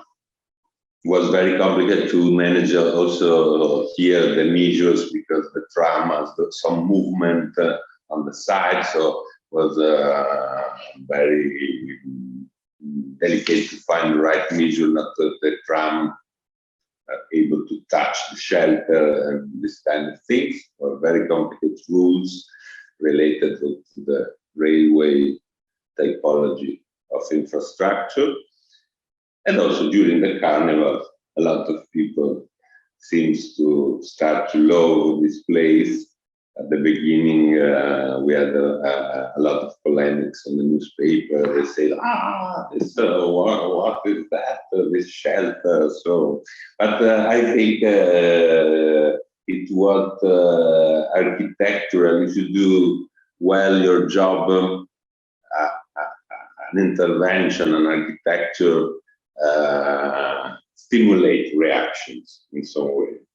And so, but this image that gave us a photographer of a newspaper is very funny because it seems that also this ancient style of carnival Venetian low contemporary architecture. This is a quick shot about a competition we did last year. That is in a way close to your brief, even in a complete different way. We are in Cuneo, that is, it's a city in Piemonte, northwest of Italy. And they had this former military fridge that is not used anymore and is now in ruin, that is in the center part of Cuneo. And they decided to have here a kind of cultural point, a cultural center. The ancient barracks that was connected to the refrigerator were transformed during the recent years in a residential social housing building. You can see the building has lost completely his rooftop, and now it's just walls that are dividing a space that is L-shaped, and is providing a court that is closed towards the barracks. From the main plaza, you can see this element that is completely in ruin with the trees inside.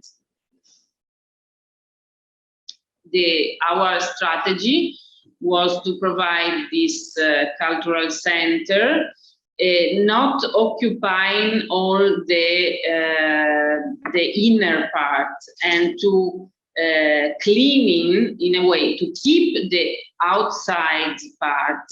Fai un giro sull'outside, okay? No, sul muro, on the wall, to keep it the wall outside, fronting the square, and to remove the wall inside and provide a new facade. So the building inside the building is revealing just from the courtyard. So you can say here, we provide a new entrance from the corner that is more close to the facade. Se qualcuno me la point. Yeah.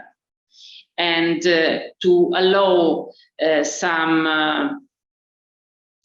other function like exhibition part and parking on the underground level. So these images, these axonometric images, highlight the three parts. This one is the new volume, the transparent volume. It's kind of lighthouse we imagine, and this became an icon in some way for the urban space and also for the function, for the cultural function, the public function. The memory, so the maintenance of the existing wall, and to find some relation between these two elements, the memory and contemporary architecture, and then some facilities underground. This is the overall image from the square. You can see that we didn't occupy and we didn't rebuild all the building, but we kept in a way this ancient wall like a memory, and we enlarged the open space like a courtyard on the back where is the entrance. Here a section with the new levels that are always that are filling this void and redefine the void that is in between the barrack and the existing wall. The exhibition space is in between the ground floor and the underground, and then you have laboratory and offices on the other levels. And a final image from the courtyard with the new facade that are reconfiguring completely the building and is creating an L-shaped courtyard with the new entrance. So the last project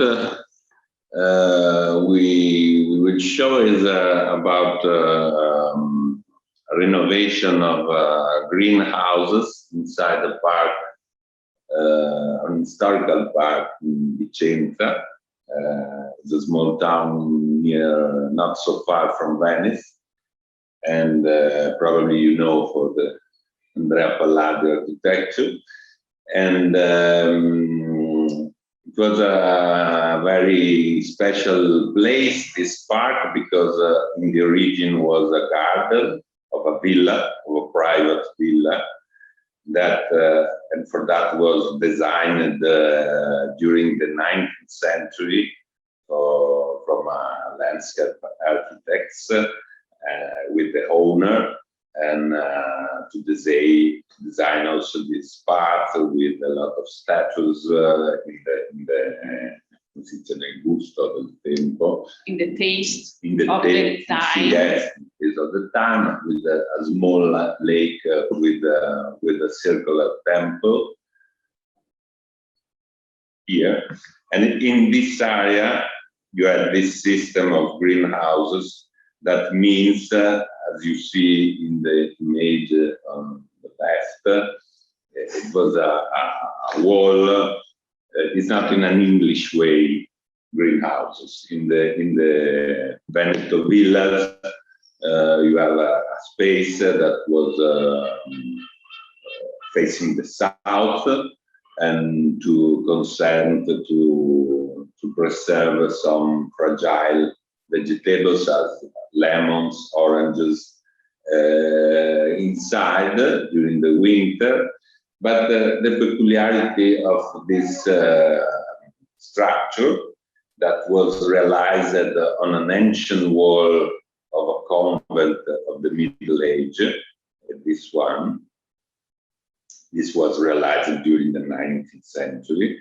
That the peculiarity is that was divided in two parts. The cold greenhouse, this one, so only facing the south without any kind of particular systems, and the warm greenhouse.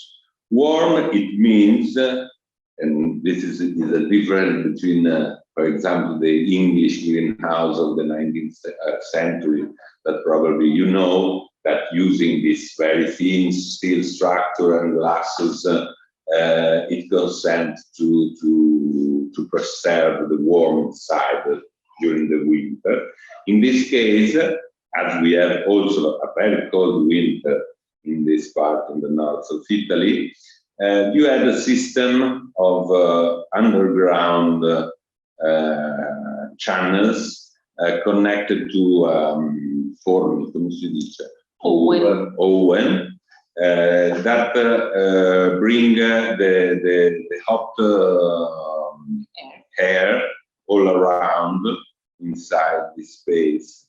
And so it was possible also to preserve a very particular kind of vegetables. As you know, probably during the 19th century, there were also this taste for exotic vegetables now coming from the first trip all around the world. Not really the first, but the first in terms of relationship with the science, no? And with the study of vegetables. And so this was also something that a rich owner showed the host in the villa and something like that. What was remaining of this structure is a very few elements. So the original Middle Age wall of the convent, sure, on the back, but only some transversal wall. The greenhouse was made with a wooden structure that, and for that, without maintenance during the last decades of the 20th century, it fell down completely. This is some historical images. This is of the end of 19th century or beginning of 20th century. And this is at the end of 60s, when the garden, the park was already private, was still, private, but the owner consented to have a function in the greenhouse open to the public. If you want to go there and buy some plants for your apartment or something like that, and was the first signal that after all, at the beginning of the 70s, the municipality do, I don't know the term in English, esproprio. So take away. Yeah, in Italy we have this, sorry, expropriation. It does exist in English, no? Expropriation, so the park became public, the park of the villa. This is some images of the original condition of the wooden structure and these elements around.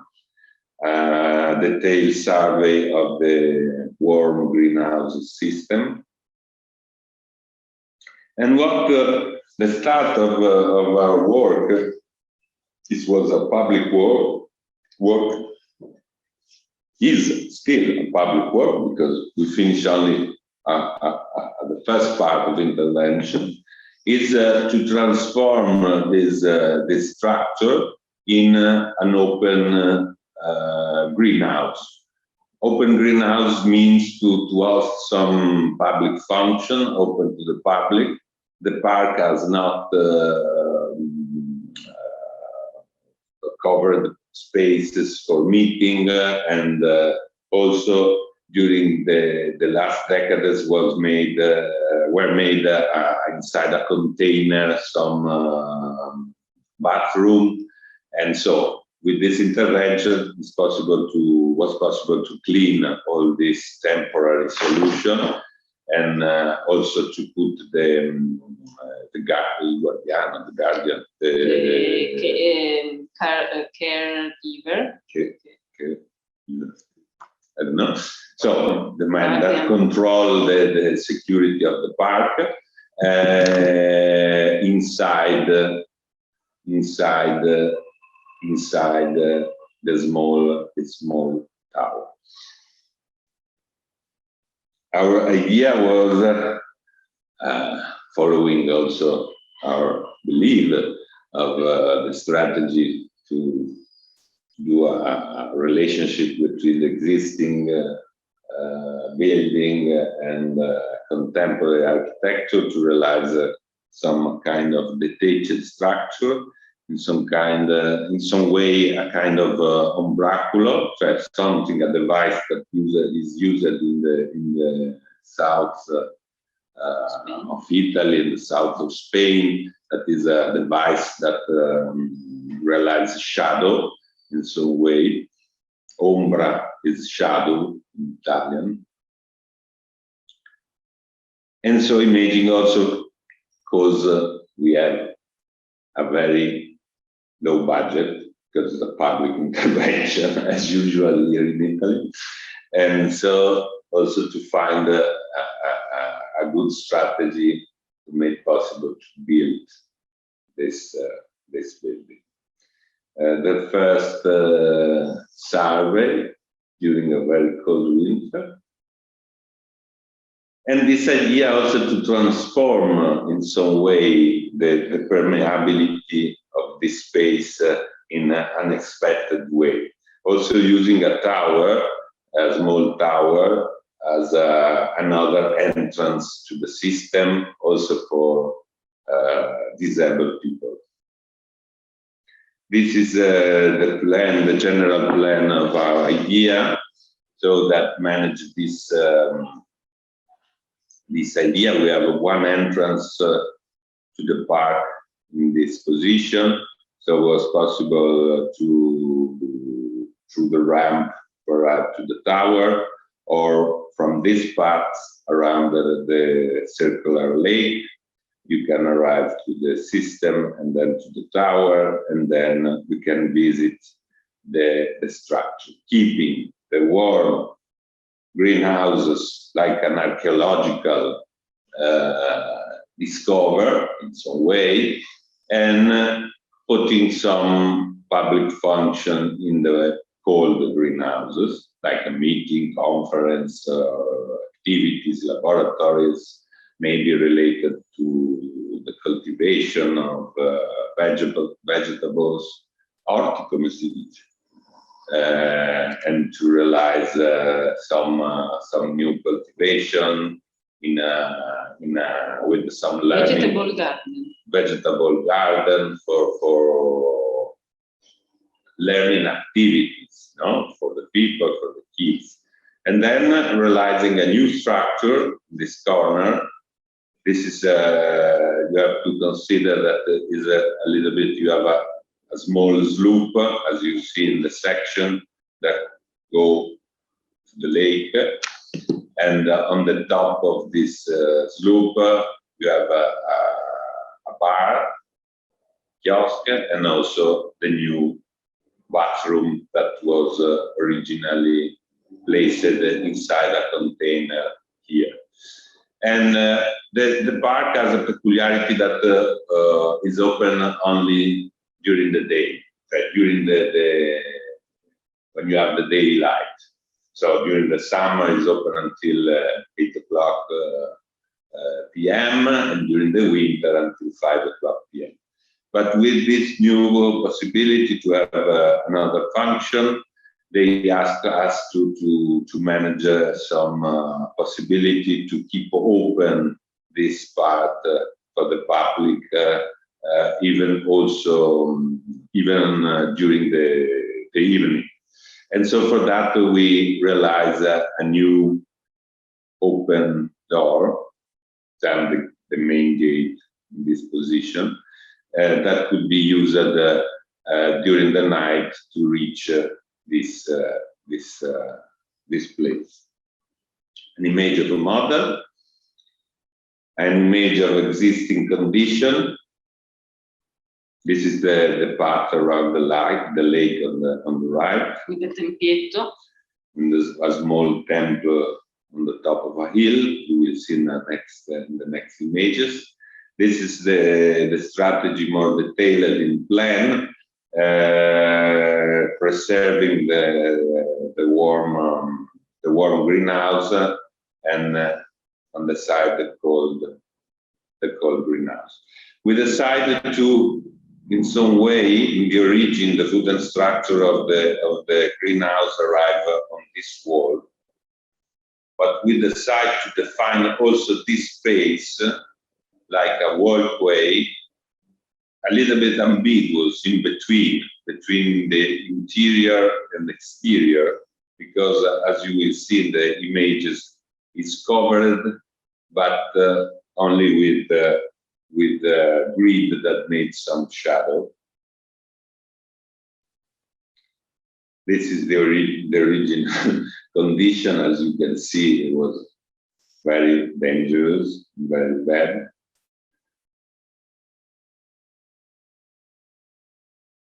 This is the section, and also the choice with this new device, as you see in the section on the bottom, to preserve the perception of the wall, of the existing wall, coming from the Middle Age. Also in Vicenza, there is a very peculiar way to do realized wall because it's made with bricks, but also with stones. And this is a very particular texture design of these elements, full of color, because the stone in Vicenza are also very colored, can be white, yellow, and red. And this section also shows the relationship between the new elements that we made with a steel structure, that also became a device to measure the voids and to define the open space and the pertinence of the open space. One image on the back from the entrance gate of the park. At the bottom of the tower, you will have the guardian place office, and then you can go inside the greenhouse to the tower. And this is so to arrive to this idea, we would like to have a very thin structure inside the greenhouse. We don't really want to use, as in the origin, this wall to support the structure, because for seismic reason, it became very complicated to realize this solution, and we would like to preserve the wall as it is. And so for that, there is a structure that has the main support here and here on the limit of the walkway. And this is a kind of system that suspend a roof. So the roof is suspended by these beams and also the glass facade.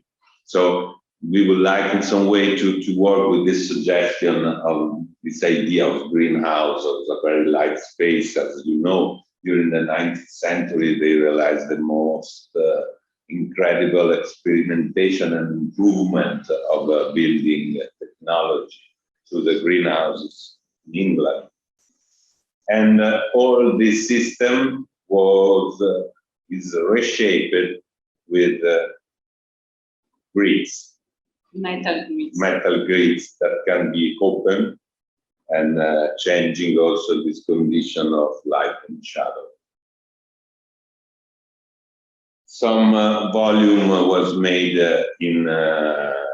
also with a steel structure and the coil finished with an acid treatment of galvanized steel.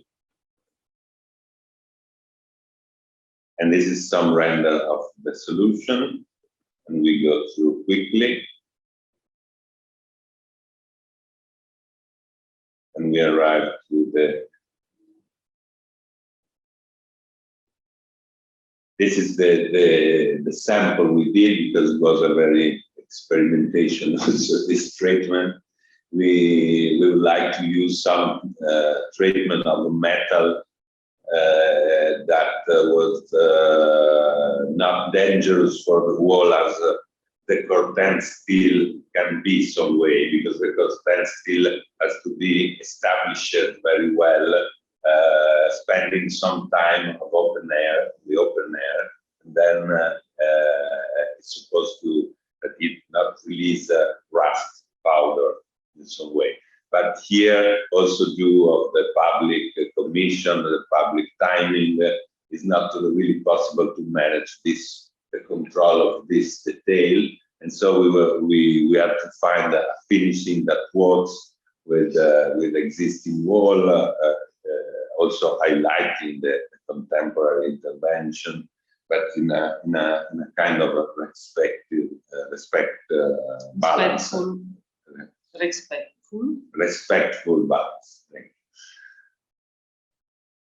So from the far to the other side of the lake, it seems a kind of mysterious monolith inside the park.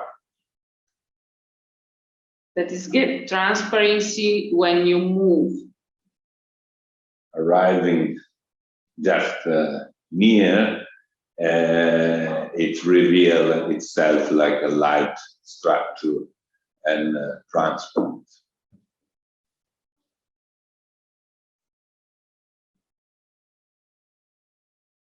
When you move, also it transforms itself in a volume, and the relationship between the existing element, and we are on the top where it is supposed to be the bar. It's not a bad place to have a drink, I think. And with the open elements of the grid.